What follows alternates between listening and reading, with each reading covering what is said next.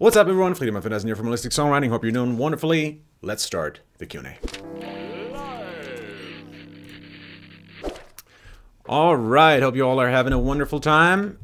It's been a good week for me. It's been a good week, I'm not gonna lie. We hit 100,000 subscribers, thanks to you guys. So thank you so much for that. That is really, truly exciting to me.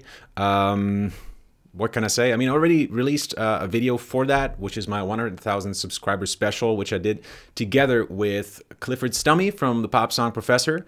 And you can find it on the YouTube channel. It's the last video that I uploaded. It's all about Taylor Swift and dissecting her new album, Reputation. I'm super excited about it. I think it turned out really, rather well. So far, you know, feedback has been really positive. I had a ton of fun doing it, and I think we're going to do that more often from now on. And I'm figuring out how to maybe make that work for every month so that we have one of these really highly in-depth analyses videos once a month. And that's kind of my way of giving you an artist series without me having to spend months on, like, you know, filming, writing a script, editing, making all the animations and all of that stuff. That takes so much time that by the point that the video is released, I've already found like 3 or 4 new things that I would have liked to put in the video, and that's really frustrating. So with this, it allows me to really quickly put out an artist series for you guys to enjoy, and at the same time, I think have a good production value and make the whole thing fun, you know, and interactive. And you guys obviously can still suggest albums to do next.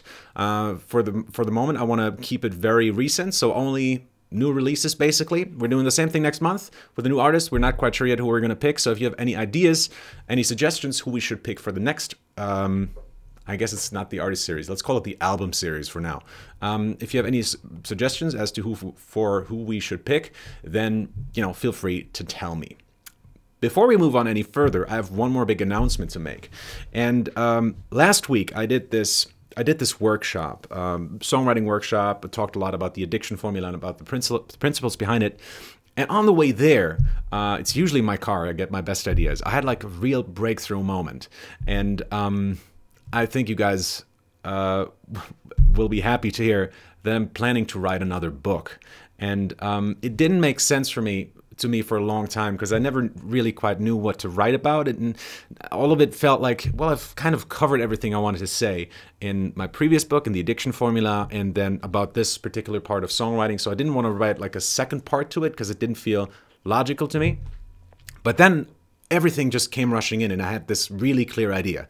What I'm going to do is I'm going to write a book that's basically like the artist series, but then from the perspective of the songwriter. So basically, it helps you create an image for yourself and how to do that and how it works with all of the different parts of being an artist. So it's not only going to talk about the music and which chords would sound best, would work best with your image, that I help you create as well, but it also talks about lighting. It helps with music videos. It's going to be like the whole holistic picture. So you can really start to create an image of your own, because I'm getting a lot of questions from people who are trying to build up their own images and they don't know quite how. So I've chosen to write a book about it. It's going to be called The Addiction Engine, and I'm super pumped about it. But that's not all, because when I got back home, I was super excited to tell my girlfriend, so I was waiting for her outside in the car, and then another idea struck me. And this second idea is a little bit weirder, so I'm not quite sure what you guys are going to think of it, but it just makes a lot of sense to me. As some of you may know, I'm really big on board games. Like, I love board games to death. And so what I'm planning to do is, instead of writing, so when I had the idea for the Addiction Engine, I immediately was like, okay, so what's going to be part 3, right? And I'm not going to write a third book, but what I am going to do is I am going to create a board game that teaches you what a book could teach you. So instead of writing a book that has all the information you need to know about surviving in this industry, by the way, the board game is going to be called The Addiction Industry, I'm going to make a board game that, while you play it, is going to teach you how to survive in this industry. And that might seem like a completely counterintuitive and completely weird and obscure idea, but it makes a lot of sense to me. I think it's something completely new that no one else really has done before, to use a board game to really teach principles in real life. And it just makes a lot of sense to me. So I've been designing like crazy for the last couple of days, and I think there is something there. So I'm not quite sure if this is going to work out, but I am working on it, and it's looking real promising. I have yet to play it and see if it actually works, but I mean, it could be really, really cool, couldn't it? And the thing I'm most excited about is next year I'm planning to do a retreat towards the end of the year in Europe. So sorry, Americans, but I'm planning to do this retreat, the songwriting retreat, for like about a week or so. And I'm going to have special guests and everything. I'm going to tell you all about that in the future. But I'm super excited about that. But the thing I'm most excited about is bringing that board game to that retreat and being able to play it with you guys. So I'm wildly excited about that. I think it's going to be really, really cool. Anyways, so that's what's new. Now let's move on to the live chat and see if there's some people online, but it's looking really good. So we have a couple of people here. Hi from Stuttgart, Lithuania, Brazil, Sydney. Cool. Mr. Burning Volcano says, love your audiobook, listening to it in my car now. And are you watching this in your car now as well? Or you mean like not now, but like you're listening to it in your car in general. Cool. Daniel, yes, you can ask questions. That was just like my quick summary here to what's happened so far. I would love to know what you think about James Blake, Agnes Obel, and Björk. Man, James Blake would be dope. We should definitely do one. Once he releases an album, yeah, that's something we got to do, Blue and Me. Blue and Me is the name of the YouTuber that suggested this. All right, maybe you could outsource the animations and editing stuff for artist series, says Mr. Burning Volcano. Man, I've tried. It's just really hard because I have this really clear image in my mind of what I want. And I found communicating it to others quite difficult. And I have a really high standard for myself. And I'm definitely a perfectionist. So I'm just a little bit hesitant to do that right now. If I ever find the right person to do it, and you know, if everything else works out fine, you know, I'm sure I could do that. DeBrew says, have you ever turned a picture into music? I might have. I can't remember. Might be. Can't remember right now. I mean, like, some pictures do definitely inspire me. Like William Turner's pictures specifically. Turner made these really, like, impressionistic images with, like, very blurred out colors. And those kind of pictures, like, inspire me when I'm trying to write, like, these really lush, like these really beautifully orchestrated pieces. I'm thinking of those. Like, I'm a very visual person, as you guys know, which is why I'm talking so fast, because that's a trait of visual people. Just FYI. And so when I'm writing something like that, when I'm trying to write something like Debussy, like, which is also very impressionistic music, I'm thinking of these impressionistic images as well. And so I guess I kind of am. I'm not really writing directly from it, but I'm like drawing visual cues from it, I guess. Let's see.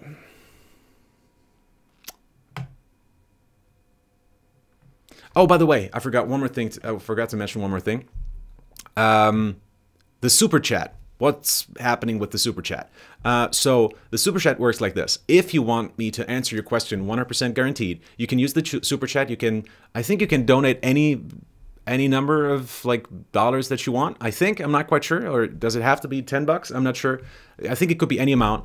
And I will definitely answer your question, first of all. And secondly, your money is going to go into a fund from which I'm going to pay courses which I'm going to give away during Christmas time. I know that's really complicated, but basically what it means is when you're using Super Chat to ask your question, not only do I answer your question 100% guaranteed, I also thank you here live on the Q&A, and also you're putting that money into a fund which goes to songwriters who otherwise couldn't afford my courses. So you're helping your colleagues, your friends, the community. So it's a great thing if you could do that. And also a part of that money obviously goes to me, and I'm doing these podcasts for free, these live Q&As. So if you want to support me, also super nice. Let's see. I'm already waiting for the addiction engine, says Mr. Burning Volcano. Awesome. Me too. Cool. Kai Ellis says this board game is going to be the shit. Well, I think so. I think it's going to be really interesting. I love the idea of your new book and the board game idea even more. Cool. Well, we'll see how it goes. We'll see how it goes. I would love that board game. Do you always need to end 4 bars with rhyme words? Oh, that's a good question. DK says, do you always need to end 4 bars with rhyme words. So basically, do certain lines have to rhyme with one another?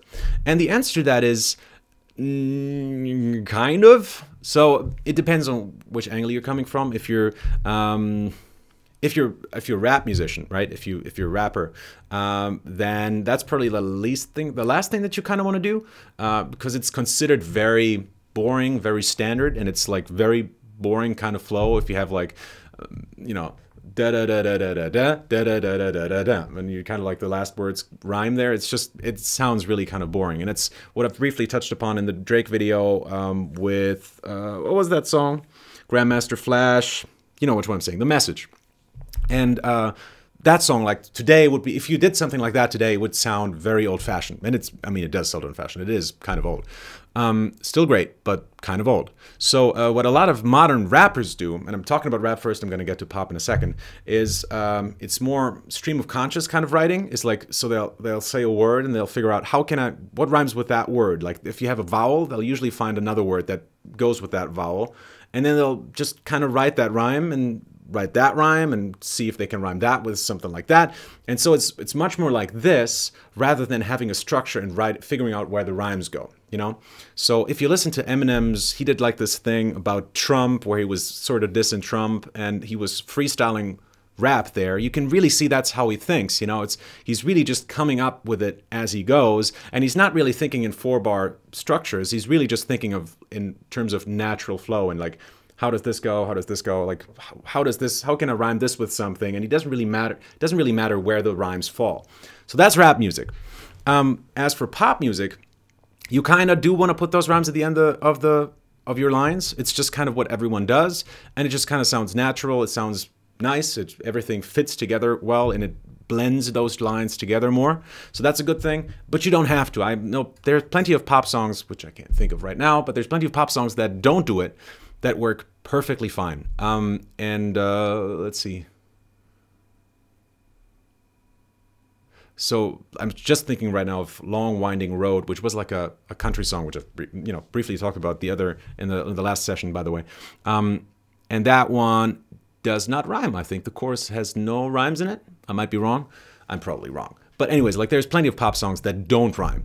But rhyming does provide better structure, and it helps to like sort of remember the lyrics better, right?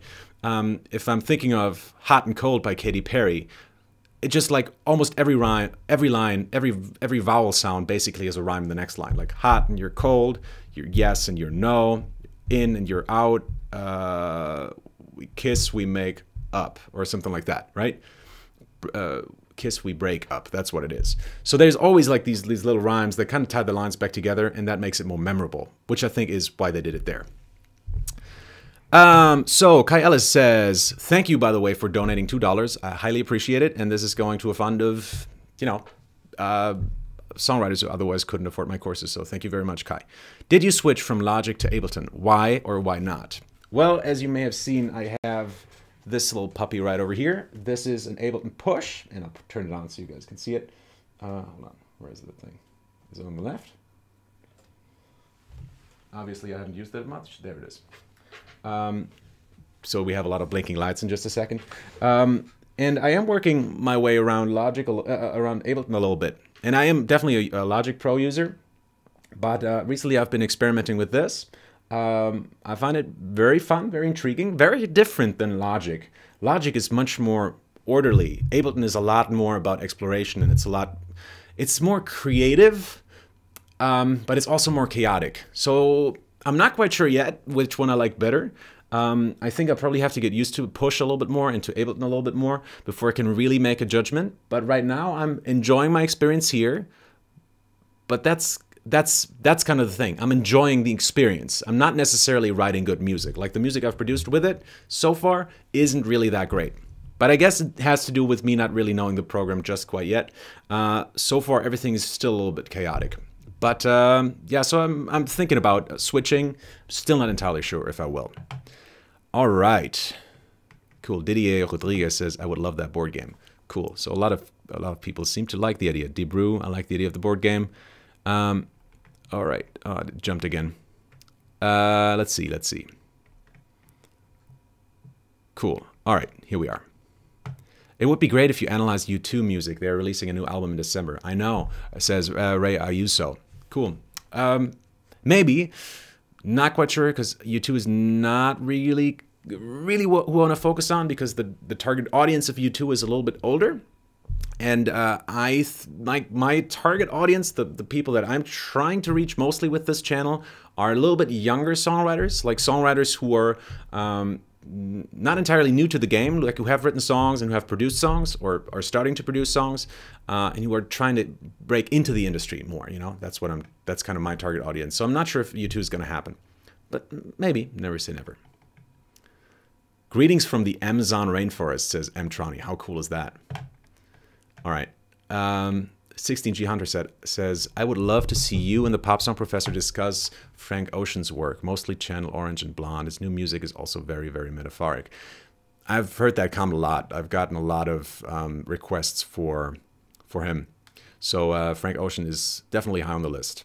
It's not going to happen for the next 2 artist series, but you know what? It might actually happen for this new thing that I'm starting with the album series. So who knows? Yeah, maybe. That seems very likely, actually. Amir, oh Jesus Christ, Hidayatullah says, I'm an instrumental guitarist. Any tips for writing lyrics? Well, I have a whole course on it called the Lyric Writing Master Files, and on this channel you can find the lyric canvas. So that's LIRIC CANVAS, and that's kind of my favorite tool for writing lyrics. I find it super practical, and it just like provides good structure for me. And as you guys know, I'm a very structural person. Like everything for me is about structure. The Addiction Formula was all about structure, basically. The Hook and Melody Master Files, all about structure. You know, Lyric Canvas, all about structure. Guess what? So I guess that would be the first thing that I'd send you to. Lyric Canvas is just super, super helpful in just figuring out like where goes what. Like if you have this idea, how do you kind of get it across? So Lyric Canvas would be first stop, and then second stop, if you're interested, would be the Lyric Writing Master Files, which are available on my website. If you go to holisticsongwriting.com and click on products, you'll find it there. All right. Mtrani says, I second Frank Ocean. That shit is deep. Cool, man. Let's see. Blue and Me says, oh, that's an interesting one. May I ask if you ever experienced any mental health issues? I found many artists, many artists are suffering from that. And the German saying, Genie und Wahnsinn, is really fascinating to me. So that's genius and madness. Have I ever had any mental health issues? Not really. I mean, I went through a depression when I was a teenager that I definitely drew a lot from in my songwriting as well. And that definitely made me the person I am today. And I think getting over that depression definitely made me a stronger person. And it definitely made me more self-conscious, but also more confident going through it. I mean, so it definitely has helped me, and I think some of my strongest songs I wrote back then. And I always think like you're gonna write your best songs if you're really happy or you're really sad. Sometimes the music can do that for you, so you don't have to be sad going in, but sometimes you write something and you're like, oh, this is so sad, this is so beautiful, and you really get into that mood. That can happen. But yeah, I find that to be true in a way. I think there's plenty of geniuses who are really like mentally a-okay, who can still write great stuff. And there's plenty of examples of that, you know, Max Martin's Team being one of them. So you don't have to be like mentally deranged to write good stuff. But there is a thing to be said for, you know, we are interested in weird people, right? If we watch TV, if we watch shows, or if we watch interviews with people, we're interested in people that are just different than us. That's why so many people are so interested in Trump, I think. You know, that's why I'm interested in him. He's like, I don't know. He's just an interesting personality, right? He thinks very differently than a lot of people that I know. So it's to me, it's very interesting. So if you're, you know, the Wahnsinn part, the madness part, being totally deranged, being completely only focused on your one thing, and like having no social connections. Like I know a lot of artists who are like that, who just write music and that's all they do all day, right? And so their, you know, social skills are really bad, and you know, sometimes their body odor is quite bad. So you know, they let a lot of other things drop just for this, so they're able to write better music, and they're geniuses. Sometimes I'm like, wow, this is so good. Like I'm okay with all of that other stuff. But I'm a songwriter. If I wasn't a songwriter, I probably wouldn't be. But anyways, I find that it's easier to get famous if you're really this really intense or really the crazy kind of person, because you're just more interesting to watch, to listen to, and usually you're going to have more interesting ideas and you're going to be bolder in your writing, because you just don't care so much. If you don't care in real life, you're not going to care in your songs. A lot of people, I think, are holding back in their songwriting because they're too afraid what other people are going to think of them, whether that's, oh, I can't write those lyrics, those are too personal, which was something a student of mine said in that workshop last week.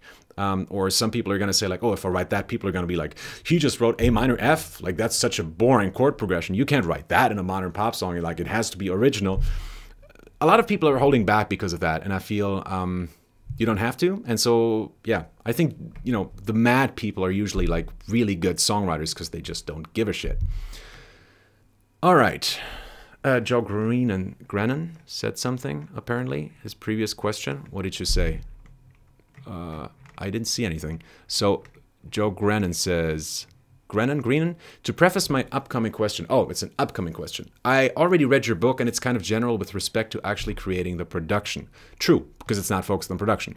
When I'm writing a song acoustically, I find it hard to flesh out the idea production-wise. How can I transfer acoustic songs to production-rich songs like the ones I listen to commercially? Maybe the next one will go into production more.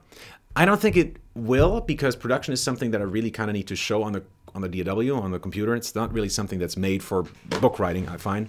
And there will be a production workshop at some point, like teaching people how to actually produce songs. But to quickly answer your question, yes, there is something to be said for it can be quite challenging to take an acoustic track and make it sound production rich, right? And the biggest challenge I often find is the playing itself and the recording, because actually recording a nice guitar track, a nice acoustic guitar track that sounds fantastic, like that could work in a pop song, is actually quite difficult, because mic placement has to be right, the room has to be right, the instrument has to be right, the player has to be right, and the part has to be right. So there's a lot of little things that need to go right, and that's way more challenging than a lot of people think. And I haven't mastered this at all. Like, I'm really, really bad at this, which is why most of my tracks are either MIDI or they're recorded in another studio by someone else, and I'm just not really good at that. So I'm not sure if I'm the right person to answer this. But what I would suggest is it's always about like, what are you building your tracks on, right? If you have like a guitar part and that's what you revolve your entire track around, that can be quite difficult if the guitar part doesn't sound nice.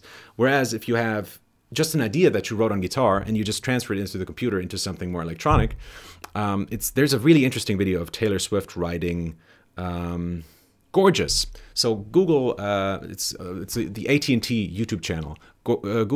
Just go on YouTube, type in, or you are on YouTube, Taylor Swift Gorgeous, and you can see how she wrote that song. And it's just her on guitar, and then listen to the final song. It's really interesting how, like, the chords are all there, like the songwriting is there, the melody's there, the lyrics are there, and then you hear the final thing, and you're like, oh yeah, that's the same song. There's just a producer behind it who just kind of turned her guitar strumming, which sounds really old-fashioned, 90s or 80s even, into something modern, you know. So I think that's a really instructional video in that sense, to like see how they took something that was very guitar heavy, very acoustic heavy, and turned it into something production rich, if you want to call it that. All right. Oh, Jesus, it jumped again. So let's see. Hamlet Arana says, Arana, what is your principal instrument, the one you're most technical at? Guitar. I've answered this before, so I'm going to skip. I'm going to keep moving. Ben says, what's your favorite John Mayer song, lyric-wise? Waiting for the World to Change would be my favorite one, I think. But I really like Gravity as well. There's so many good ones. Waiting for the World to Change, probably my favorite one. I'm not sure if that's the actual title, but that's how the chorus kind of goes. That's what it should be called, like. Blue and Me says, how did you start writing? I wrote my first song when I was 11 or so, and it was about riding a super fast sports car and driving a plane, and driving a super fast sports car like Schumi. Schumi is Schumacher, Michael Schumacher, who's like a German race car driver. And even then, I didn't like really care for Michael Schumacher. I never really cared for race car driving, but that I thought that was going to be a cool line. And the chorus was stolen from a song that I'd heard on TV. So that was my first song I ever wrote. And I played that with a friend of mine in his basement. He had a really banged up old drum set. I played guitar and sang, if you want to call it that, the lyrics. Yeah, I wouldn't call it the melody. I sang the lyrics, kind of. It wasn't speaking. Like, that's the best I could do, probably. And then at 15, I started my own band with a buddy of mine who wanted to play guitar. And I said, like, learn bass. We're going to start a band together. We found a drummer and, you know, practiced every week. And I wrote the songs for all of those rehearsals. And that's really where I learned how to write songs, because I could like write the entire week, which is what I did. I came home from school, did my homework, and then I went straight to songwriting for the rest of the day. And I was a very secluded kid. That's basically all I did my entire youth life, right? So I was just writing songs. And the cool thing was, like, at the end of the week, when we had rehearsals, I could see if that worked or if it didn't work. And a lot of the times, like, because I was writing in Guitar Pro 4 at the time and then 5 later on, a lot of the times it was really interesting to see, like, something that you play in guitar that sounds actually really cool doesn't sound good in MIDI, and the other way around. Sometimes something in MIDI sounds really good, and if you play it for real, it just kind of loses its pep for some reason. And I learned a lot from that. Just like, the cool thing about Guitar Pro and those kind of softwares is, even though they sound terrible, you kind of learn how to write for all the different instruments. And since I was rehearsing with an entire band, I could just go to everyone and be like, is this okay? Like, what did you notice about this? And they would just tell me, like, look, this is too fast. I can't play this. Or this is too complicated. I don't have 5 hands. Or someone else says, like, this here doesn't make sense to me. Can you rewrite that? And so it was just like, naturally, I just learned how the different instruments work. And that was definitely my hardest writing phase in my entire life. And for 3 years, basically every day, I was just writing. And then I started to study music, where I just played a lot of guitar. I didn't write that much anymore. I started producing my own tracks, though. Then I went to the Netherlands, where I started really heavy producing, and I wrote a lot of orchestral stuff and a lot of classical and counterpoint and all that kind of thing, and film music, games music, a lot of pop songs still. And that's kind of how that's kind of where that comes from, I guess. All right. Hello to you all from South Africa, says Nate Meingart.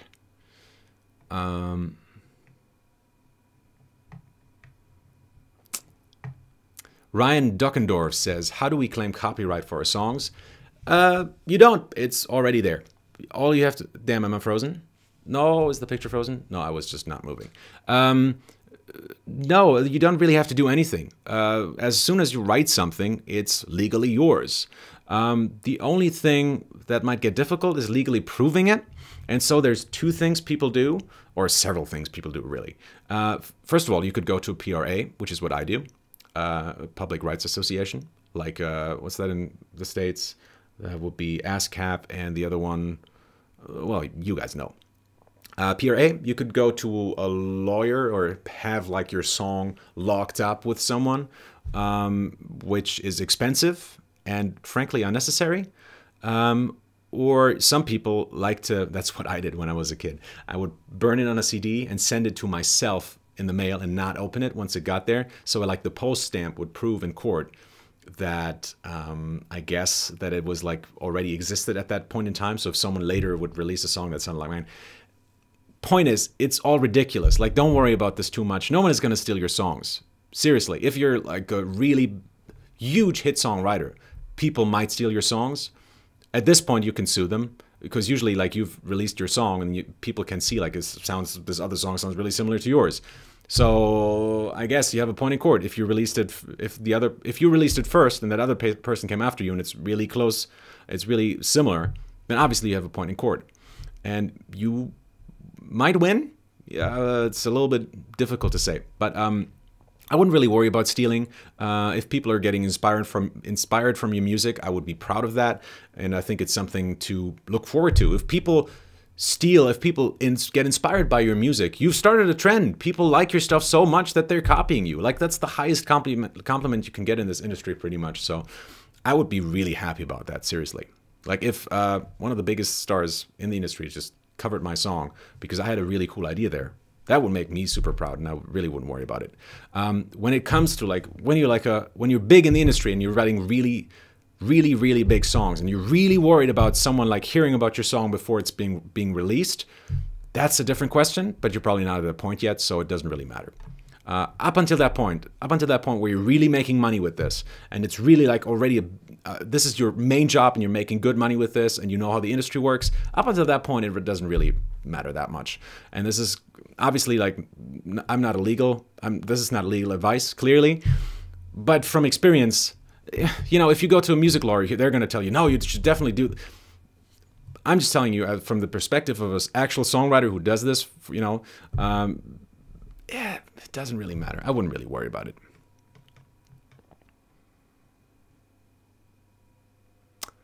All right.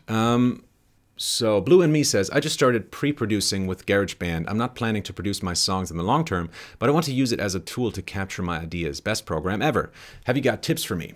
Myself, I don't use GarageBand. I use the big version of it, Logic Pro X. So I don't have any tips that are specific to GarageBand.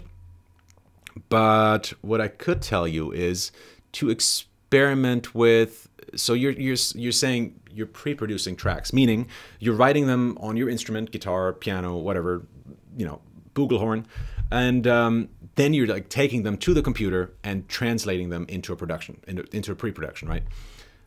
Try it the other way around. Try writing just completely on the computer. Try removing your instrument and see what comes out. Because sometimes that's really interesting stuff.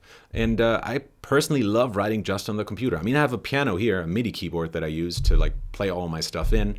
But I feel like I'm not as limited by my instrument, the guitar or the piano, if I just sit in front of the computer and I'm like, well, I can do anything. So what would I really like to do? And so I start singing, and it's a lot more natural. It just comes out of me instead of the instrument. And both have their perks. Both are great. But it's just sometimes it's a nice change, and it gets me really creative to like experiment with all these different sounds. So that would be my tip to you: is like, don't see the DAW as a way to capture what is already there. See it as a way of exploring and trying some new stuff out. Because once I did that with my own productions, like that whole thing just shifted for me, and I started finally to make productions that actually sounded really cool. And the next point is like producing your own songs. So you're not as far away as you think from, you know, delivering a professional production. M. Trani says, Freedom of It doesn't stick with songs, mailing, no politics. Not politics? Oh, did I say something with politics? Okay. I should probably stay out of politics. I'm not really into politics anyways.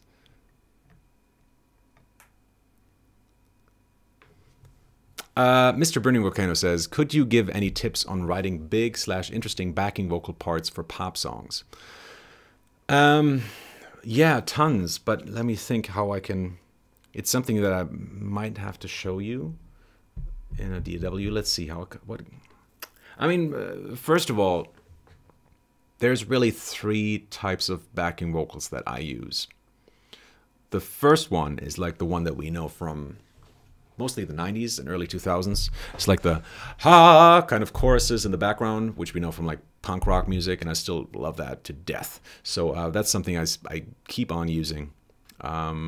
Just like having the rest of the band basically do like long whole notes basically in the background, just kind of singing the harmony. So that's the first kind of harmony, backing vocal harmony. Second one is to actually double the vocals. So the backing vocals sing the melody, and then usually, I mean, this is basic stuff, right? But basically you sing a third higher or a third lower or fifth higher, fourth lower or fifth lower, whatever the kind of chord is. So you're still singing the harmony, essentially, but at the same time, every other voice is also kind of moving, and it's a lot of just experimenting with, you know, where should this voice go? Like, if this one goes down, should this one go down as well, or should it stay where it is? What sounds good? It's a lot of that is just experimenting, and there's two sides to it. The first side is the side of like the sound, the songwriter. It's like, okay, I'm just looking at harmony, which doesn't really work as well if you're just looking at like, okay, so this one goes down, so let's make a 5 chord out of that, and then that resolves back to the 1, all over the same chord. That doesn't really work that well. Or if you're just thinking too much about chords, that really doesn't work so well. It's usually better to look at it from the performer's perspective, because traditionally that's how backing vocals were sung, were created, not really by someone really checking out all the different harmonies. That happens more in jazz. and pop music, that doesn't really happen.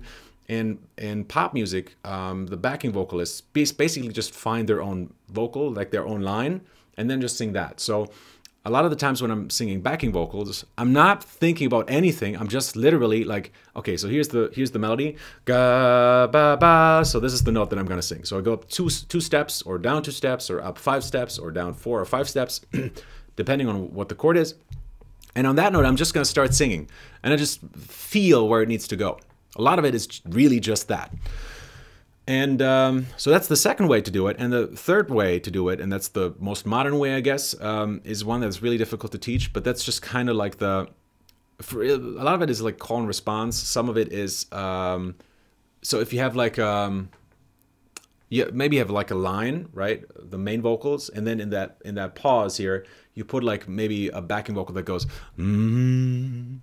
just that, or like, something like that, just in the background with a lot of reverb on it, like maybe pitched up or something like that.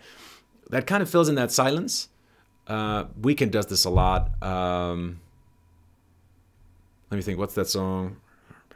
Isn't that Dua Lipa? I think Dua Lipa does it as well. Like there's plenty of artists that do that in any case. So that's something to check out. And it's a really cool, interesting way of using production to add in cool backing vocals. All right. Ooh, I jumped again. There was a question about MIDI controllers, I think, somewhere. How do you make a keyboard as a MIDI controller, says Ukash? Well, there's specific keyboards specifically that work as MIDI controllers. So this keyboard that I have right here, which is an Akai something. I don't know the exact name of it, but that's just I just bought that as a MIDI controller. But I'm sure like most modern keyboards also have a MIDI out, so you're just gonna need to find like the right cable for it. And if you're on Mac, like there's nothing else you need to do. You just plug it into your computer via USB usually, and then usually it will work. On Windows, like that's been so long ago that I've worked on Windows, but I think it was a little bit more complicated. I think with the new machines, it's probably just the same. You just plug it in and go. Justin Hart says, do you do song critiques if we send them to you? I do. Send me an email.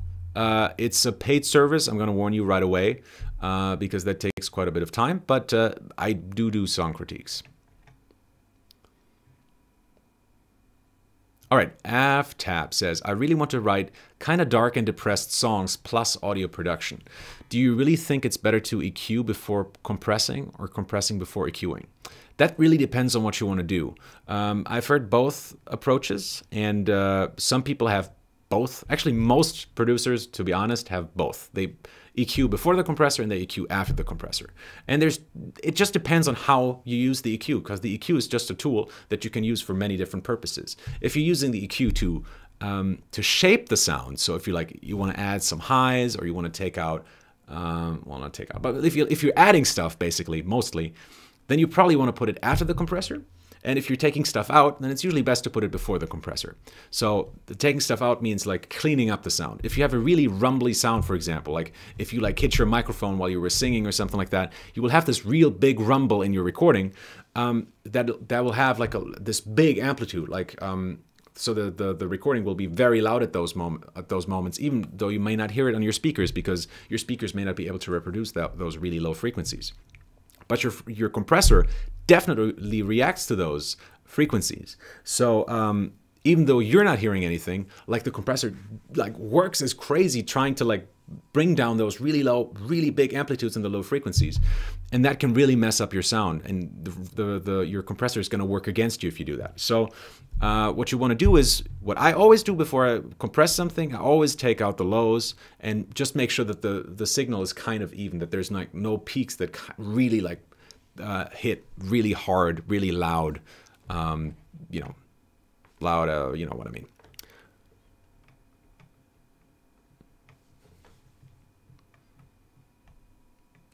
Cool. This is cool. Nino says, Nino, I'm a commercial D2D advisor. The addiction formula is very helpful. I realized that the sales techniques I've learned are so familiar with the addiction formula. I will also use it in my sales. Exactly. And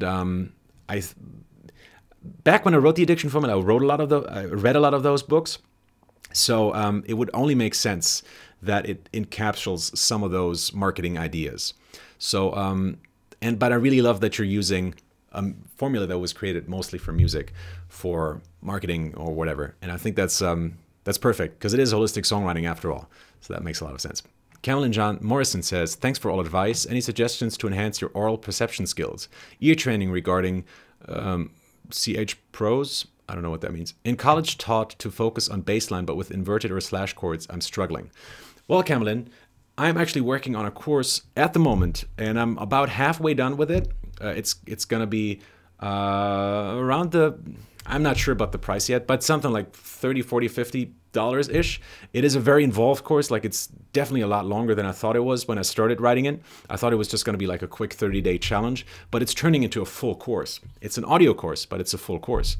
And that's all about ear training. It's all about my technique that I use to transcribe melodies for the artist series or chords for the artist series.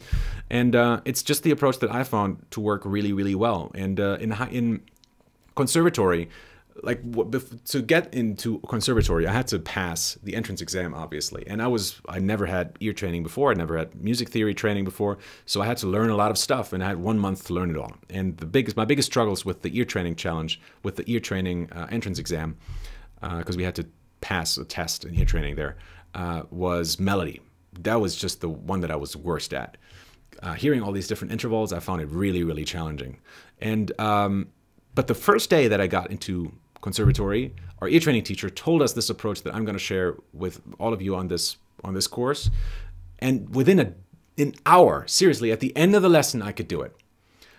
And it just made so much sense. I was mad at myself for not like learning this earlier. And a lot of people are just talking about this other approach with the intervals, which just like now I would never use that again, because it doesn't make any sense to me musically and just like effort-wise. It just doesn't make any sense. So that course hopefully releases this year. I'm not quite sure on that, because I'm also writing on the book and designing the board game at the moment. But I think it's going to be a fun little course. 30 days. Every day is probably something like up to 10 minutes, something around that mark. So it's going to be like a pretty long course. And it's contrary to the other courses that I've done, the 30-day challenges. This one, you don't really want to do that in probably a month. I mean, you could if you're really working hard, but it's more designed to like listen to the exercise and then do it for a couple of days until you get to that point that I suggest in the course, and then you listen to the next session. So you kind of slowly build your skill and until you start the next session when you feel ready for it, you know. Whereas with my other course, it's strictly designed to be consumed within 30 days. All right. Ken Einberg says, evening from Estonia. What sort of advice would you have given yourself when you first started out? That's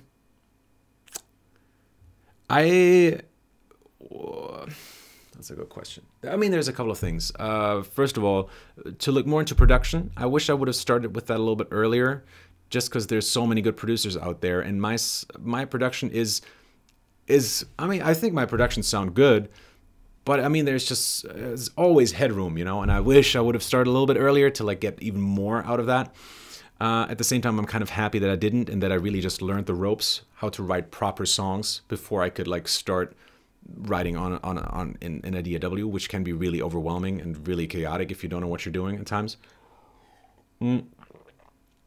But also there's something, there's a lot of mindset things that I think that I would tell myself.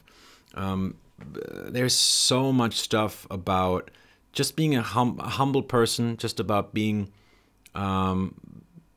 cool, you know, just not overdoing things, and just not worrying about certain things, you know. Like back in the day, like when you don't know what you're doing, when you don't know how the industry works, you're like afraid that every little thing that happens that someone, like I was afraid, because I'm a perfectionist still. And I'm, you know, if someone like in the band said like, we should do this, I was always like, no, because I'm afraid that this is going to change what I want this to be, or what I saw for this band. And so there was just a lot of fear, mostly related to the industry and the money aspect of it, and getting famous and that kind of stuff. And I was very worried about, I really wanted to get famous when I was a teenager, you know?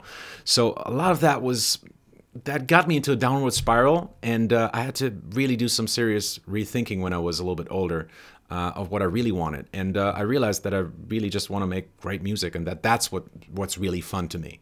When I was a teenager, I think it was more about, you know, getting a girlfriend and being famous and making a lot of money and showing all the people that bothered me in high school, you know, to show them that I was this really cool dude actually, and that they had been bullying the wrong person. So that was me as a teenager, and so I was just acting a lot from fear and from bad emotions. And I think that's probably I mean, it's hard to teach someone. It's not something you can just tell someone, like, don't act so much from your bad emotions. But it is something to think about. So I think that's what I would tell myself, is like, just don't be so serious all the time. Like this, just make it fun, right? I mean, it's on the one side, I'm happy that I was serious about it, because that's how I developed my craft, right? And I wouldn't be able to do what I'm doing today if I didn't have that back then. But yeah, at the same time, I think I was a little bit too serious about other things, like especially things that had to do with, you know, money and fame or whatever was important to me back then. Happy Ron says, did you see Taylor on Jimmy Fallon? Did it move you? Unfortunately, I have not, but I heard that was really, really good. Neil Blockland says, do you have any examples of your music we can listen to online? Yes, you just type in 41, I think it's 41 styles in under 7 minutes. That's my showreel. It's a little bit old, but that's my showreel. And a new song is coming out shortly that I wrote for my girlfriend, actually, which I think turned out really nice. Oh, this is good. Luis Zapiola says, hi, one question. How do I know if I'm being spammy while promoting my music? Where's the limit? Well, it depends on which inner circle your fan is in.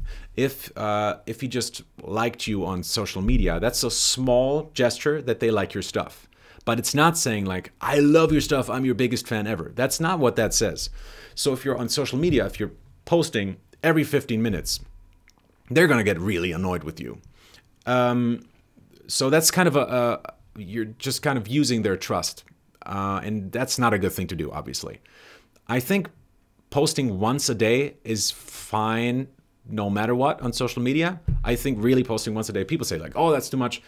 I think it's not, and there's plenty of studies from marketers that supports that you should be posting once a day, actually. Like that's the best number of like the best frequency of that you could post, because you want to stay in the mind of people. Like that's really the best you can do.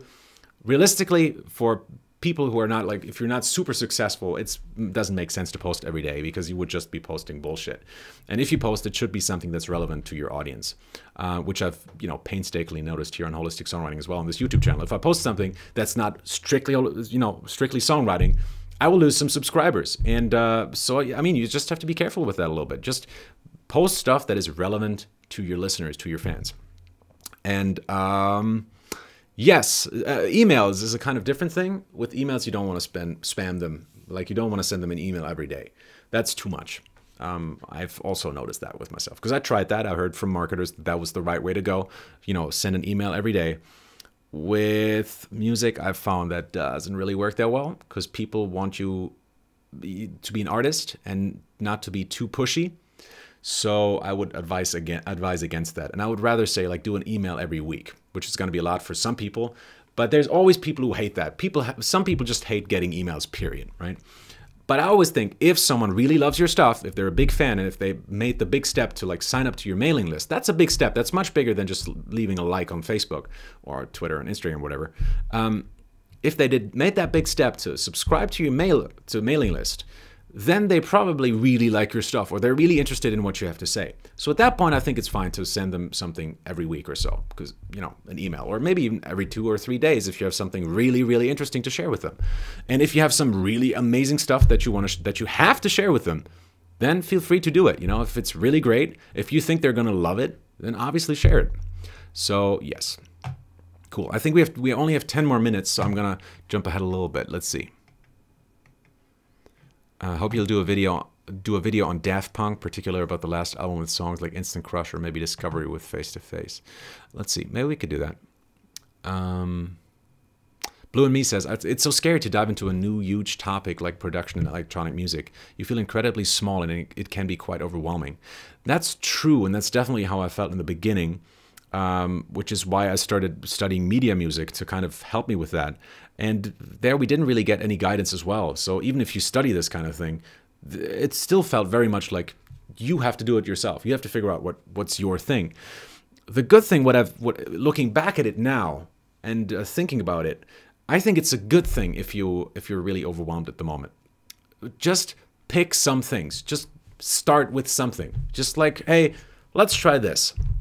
Because a lot of the times what will happen is you just develop something that's really interesting and new, maybe. You know, it could be that you're developing a sound that no one else has. And so that's something that I would look at if I were you. Really think about that if you produce something with your background, you're not a producer. That might be a good thing, right? As I mentioned earlier, I'm really happy that I didn't start out as a producer, but as a songwriter, that I had that basic, that basic understanding of how songwriting works. Because a lot of the people that I studied with were great producers, but they couldn't write songs, and that's the worst thing ever, right? Because they can write stuff that you listen to once and you're like, wow, amazing, and then you listen to the second time, you're like, wow, this is so boring, I can't even finish the track anymore. But good songwriters can at least write something where people go like, oh, this doesn't sound that great, but then they finish it and they're like, oh, wow, I want to hear that again. That was really cool, actually. So that's much more valuable in the long term. Not so much in the short term, but in the long term. And so, yeah, I guess my piece of advice to you would be just keep doing it. Just make some decisions. Don't feel too overwhelmed. You can't really do anything wrong. So just experiment. I mean, as obviously like all this stuff with, compression and EQing, which I think you should stay away from as far as possible in the beginning. Maybe not EQing, but compression for sure. And just use like the volume potties, the panning knobs, and a little bit of EQing and some reverb. That's all you should be using in the beginning. And then it's really not so overwhelming if you think about it, I think. So just don't let it get you down. It's really going to be fine. All right, Frank60260 says, is every pop song always written in major or minor? Most of them are. Like, I forgot the numbers, but I think most songs are major and less songs are minor. I think it's that way around. More songs, I think, are major. Although today, I think it's the opposite. Like recently, we've had a lot of minor songs, which I'm really happy about. Weirdly enough. But yeah, most songs are major or minor, or Ionian and Aeolian, as the proper modes are called.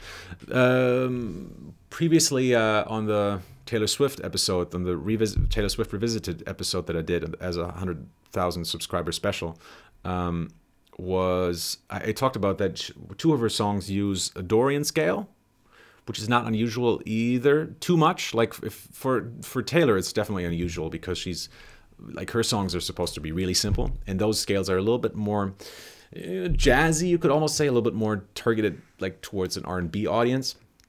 Dorian is a good scale. Mixolydian is a good scale for something sexy. Lydian is a good scale for something dreamy. There's all these scales that have their own sounds, and but yeah, mostly it's major and minor. But if you want to explore some other sounds, you can do that as well. HK says, do you think it is good practice to keep writing in a classic structure in order to have a good, solid foundation before experimenting? If you're asking me personally, for sure, yes, absolutely. I don't really experiment too much with my structures. I find making just A, B, A, B, C, B work, like verse, chorus, bridge, chorus, is already very challenging. And that's always a challenge every single time. The addiction formula definitely helps a ton in just figuring out what I need to do, but it's still difficult. It's not like I just do it like that, There's still like all these little details that just also have to work with the addiction formula. And so making all of that work can be difficult. And so I usually stick to A, B, A, B, C, B, just because already that's hard enough for me. Like if I'm experimenting with other structures, I'm like, just why? Why would I do that? But that's my personal answer. Obviously, you can experiment with whatever you want. And if you look at something like Happy by, who wrote Happy? Pharrell Williams. That goes verse, chorus, verse, chorus, bridge, chorus, bridge chorus. So that has another bridge chorus at the end of it. Totally fine. But, I mean, it does get a little repetitive if you listen to it without dancing, but it's fine. That's cool. Blue and Me says, I wrote my first song when I was 7. It was about the lonely rabbit of my neighbors who I used to take care of when they were on vacation. That's nice. I still remember every word. That's cool. That's cool. I totally don't remember. I do remember a couple of lines from my song that I wrote when I was 11, but it's German, so.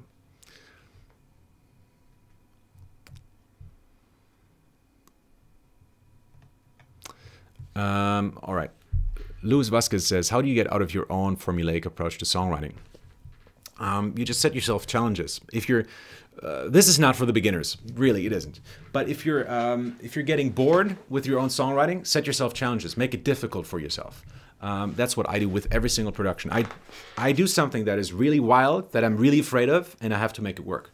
That's my approach with my own songwriting now, and it's really fun. And some really cool songs have come out of it. And you know, judging from what I hear in the charts, that's what a lot of songwriters are doing. If you listen to Big Booty or that other J-Lo song, Ain't Your Mama, those songs are like, those are wild. Like the writing of them is just so crazy, and I love it. I mean, they're stupid songs, obviously, but they're so crazy. I love how crazy they are. The first time I heard them, I hated them. But the more I listened to them, I was like, oh, wow, but this is actually doing something really interesting that I don't think I've heard before that much. So.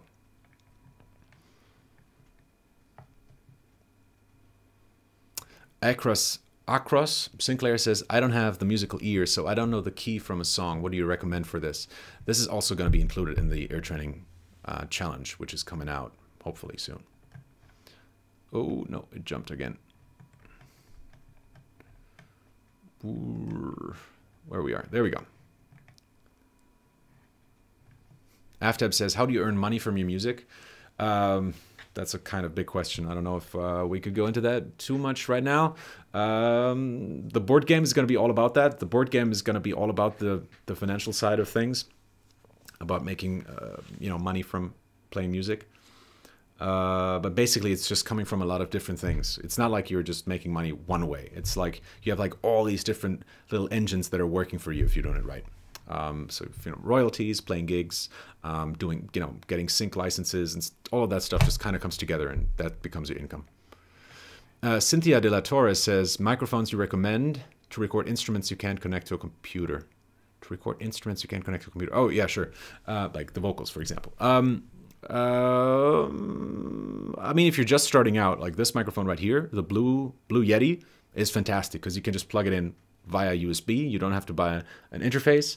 So this is super practical. And then the one that's a little better, and it definitely sounds better than this one. This is one I just use for podcasting because I think it's practical. And the other one would be the NT1 by Rode. I find it's really cool as well, and I have that as well still.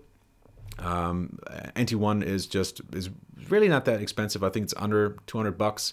You will need an interface with it, otherwise you can't connect it to your computer. But it sounds really, really good for the price, and it comes with everything you kind of need, other than the interface. The interface is basically what translates microphone language into computer language. That's basically what that does. And then really good microphones, I like the Browners, obviously, and like, yeah. But I'm not sure if you're asking for like really expensive microphones. But if you're starting out, I think it's a great microphone, the NT1. Preston TV says, I write hip hop and do not like Drake, but the Drake video really helped me.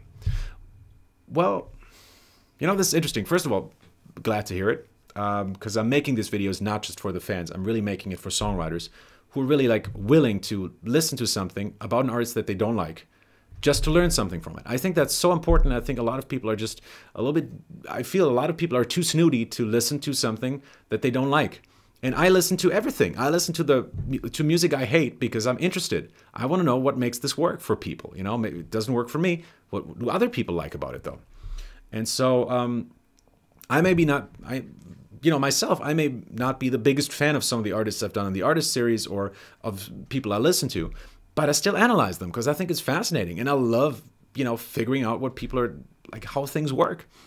So if you want to be a great songwriter, I suggest you start doing that, you know, and it shouldn't be so much about who you like and who you don't like. There's a lot of, under the Taylor Swift video, a lot of people commented on like, oh, Taylor, she doesn't really write good songs, or Drake doesn't, you know, is not a good writer. He writes for shit or whatever. And I'm like, well, yeah, that's not the point. It's really not the point. It's about just figuring out what we can learn from these people. And you can learn so much from Taylor Swift. She's a really great songwriter. Not in the classical sense, not in the sense of like, oh, she knows how to use like these really crazy harmonies. Not in that sense.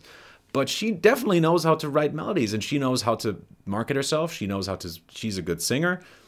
She has a lot going for her, and she actually writes her own songs. You know, listening to that gorgeous video that you can find on YouTube on the AT&T channel, you see her actually writing a song. It's not like she just waltzes into a production studio and they write the song for her, which happens a lot in this industry. She actually writes her own songs, so props for that, you know. And she's no John Mayer in the songwriting department. There's no question about that. But she just does a different style, and in her style, she's doing this she's doing it really, really well. And I'm not the biggest Taylor Swift fan, so I'm not defending her or anything. I'm not saying like, oh, this is my favorite piece of music. It's not. Like, I mean, I like listening to it. I think it's very good. She's doing a really great job. It's not my favorite thing. That's fine. But I can really appreciate what she's doing. Anyways, I think these are terrible closing words, so maybe you should find one more question. How does one write a song objectively? Says Vedant? Oh, Jesus Christ. Sorry, man. I don't know how to pronounce that. How does one write a song objectively with more concept than content? I don't know what that means. How do you write songs like Jason Mraz? You don't. Don't try to sound like anyone else. That's what my book is going to be about. The next book is going to be about figuring out your own style, figuring out what you want to do instead of just copying others. But in the beginning, it's fine to copy others, by the way. Just when you're like putting something out of your own, like if you're releasing something, don't try to sound like someone else. That sucks. Blue and Me says, okay, this is going to be the last question. Do you feel like you reached your ideal success and range of influence yet? Ooh, I don't know about range of influence. I mean, I hope I can help more people. I really hope I can reach more people with what I do, and I really hope that people are going to find this valuable, that people come to the website and are like, oh, wow, I learned something today. Like I'm just getting a completely new view on things from this. And I got a lovely comment just a couple of minutes ago from Kai, actually, who's on the chat right now. He says, these videos are a gift that keeps on giving. They've played very differently depending on the stage of songwriting I've been at. And this is probably one of my favorite YouTube's comments I've ever gotten, because it's exactly what I wanted to do. I wanted to make a video where you watch it once and you're like, oh, I really learned something. And then 2 months later, you can come back and you're like, oh, this completely makes sense in a completely different way now, you know? And I want it to be layered in that way, you know? That's kind of what fascinates me with it. And I hope that it's not just more people, but that people get a certain amount of depth from the videos as well, you know? That people can watch the same thing over and over again and get something new out of it every single time, and just sort of move deeper and deeper into how songwriting works through my videos. And that's what I really hope to do, actually. The success, to be honest, what I do doesn't really feel like success. I mean, it's really cool to see like a number go up a little bit until it reaches like 100K. That's cool and that's fun. You know, it's fun. And it's, you know, it's definitely more fun to have money than not to have money. That's for sure. But at the same time, it's just numbers, and it doesn't really mean anything, you know. So I think what I really want to do is I want to help people. I want to hopefully people will get something out of it. That's kind of what I feel my contribution to this world is going to be. What I hope it's going to be is that people will get something out of this, that I can somehow mean something to someone, you know. So and in that way, I feel like I've reached some goals that I've set myself for sure, and some of them I've gone way beyond what I ever thought it was going to be possible. You know, I have less than 80 videos on my YouTube channel, and I went from 300 to 100,000 subscriber within 6 months. That is so mind-blowing to me that it just doesn't make sense to me. Looking at other YouTube channels that have you know, the Dice Tower board game channel has 19,000 videos, and they have less subscribers than me, or like 1.5 times as much. I think they have 150,000 subscribers. That is mind-blowing to me. 19,000 videos, or 1,900 or something like that. It's just so many videos. You know, it's a whole team of people creating videos every day. And I do this like once or twice a week. And to have that kind of success with those few videos, I mean, obviously my appeal is a different one, and my videos are trying to make them as deep as possible, and I work a long, long time on every single video. But still, it's mind-blowing to me. It's certainly mind-blowing. And I don't know how to thank you guys again. I'm gonna cry. No, I'm not gonna cry. But thank you guys for being here. Hopefully you had some fun during this Q&A session and you learned something. I'm gonna go over to the end screen because that is so fun. See, there we go. Again, if you're interested in free songwriting tools, you can go over here and download them on the website at blog.holisticsongwriting.com or just holisticsongwriting.com. Just click on products and you can download some stuff there. You can also take one of my pro courses right there if you just click on products. Also, you can subscribe and follow me on Twitter and Facebook, which I highly recommend you do, because on Facebook I sometimes give away free consultations and other free stuff which you don't get anywhere else. So that's fun, and you'll also know about what's new with holistic songwriting. This is sometimes the only place where, you know, release like coupons and stuff like that for courses. And yeah, and also feel free to subscribe to this channel, but you know, only do if you really, really want to. Guys, I would shake my hand, but you couldn't see it anyways. Hopefully you enjoyed this little Q&A. Take care and talk to you soon.